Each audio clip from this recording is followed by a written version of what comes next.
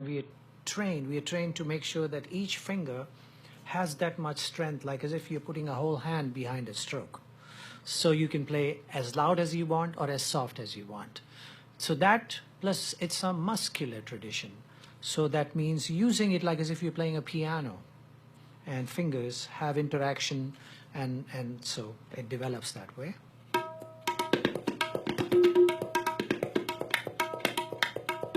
Lots of tones. First, one finger.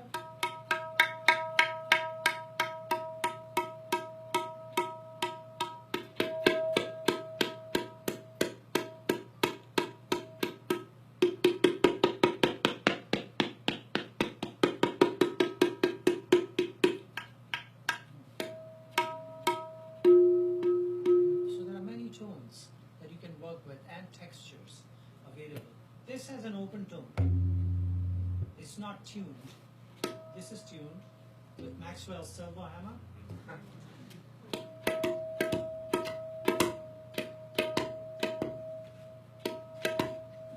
This is not tuned, but so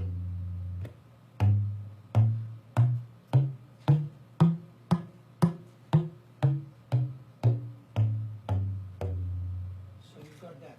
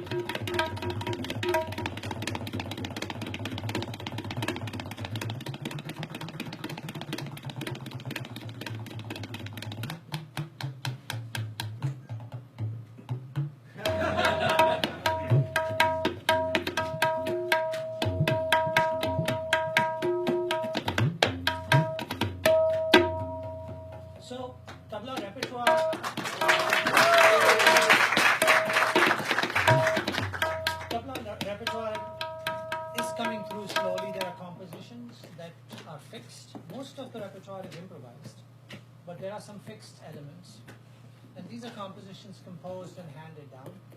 They are inspiration as you see in the world walking around.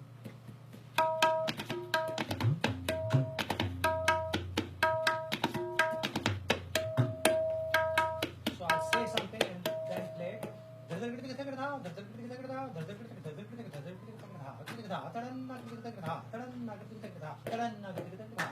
this is a small composition, but just the scenario comes from when you are a court musician, you do everything that the Maharaja or the king asks you to do. So the court musicians go on a hunting trip with the Maharaja. And in the night, when the Maharaja is tired and is sitting down for dinner, the musicians will play music and entertain, and all that will happen. So the Maharaja says to the maestro, "Maestro, today I was in the jungle and I saw a deer walking around looking for food.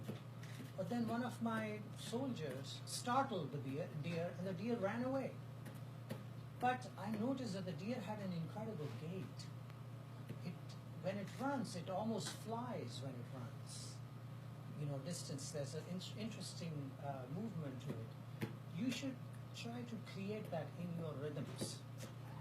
Now, the court tabla player has to do that or else. And if he does that, much gifts will come. So he creates a scenario, and then the gait, the rhythm of the running of the deer. So here we go. It's a deer looking for food.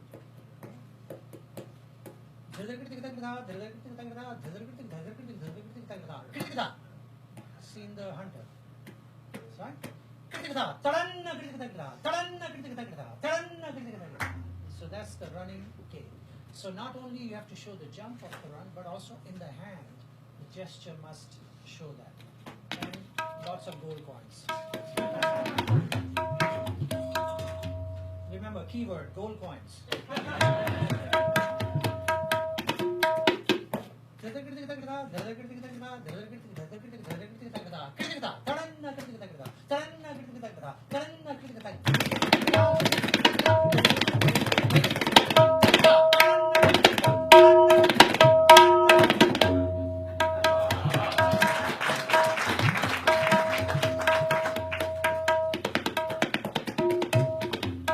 Similarly, one of the Nawabs bought a second-hand used cannon,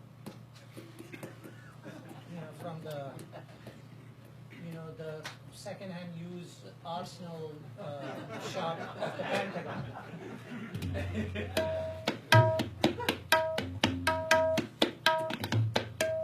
So the Nawab fired it, and the big sound happened, and he told his drummer, who used to sit on the top of the fort with a big drum, "Why don't you make a sound like this? It's so beautiful, so big." So now the drummer composed a composition to describe how big the cannon was and what it needed, and then finally the sound.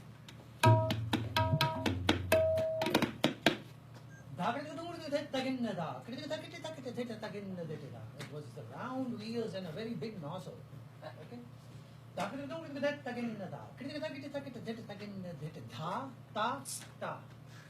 A flint, right? Arm and flint.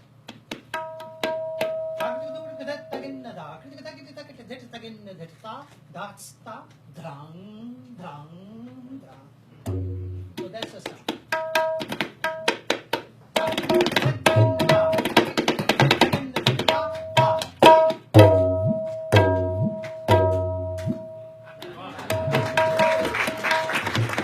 On those other drums it sounds huge, but on tabla with a microphone very loud will sound fabulous. Nizam of Hyderabad bought a train. He went one up on the cannon buyer. He bought a whole train. Track was laid, the train arrived in his domain. They went for a ride. Court musicians, all the important people. And he told the rhythm player, "Look, there's a great rhythm in this train. You should create a rhythm pattern like this on your instrument." So a tabla player took a pattern, created similar sounds, and showed the Nawab and got away with it. So, first the rhythm, then the sounds of how the coaches go rhythm-wise, and then the sound of the rhythm of the steam engine, and maybe even the whistle.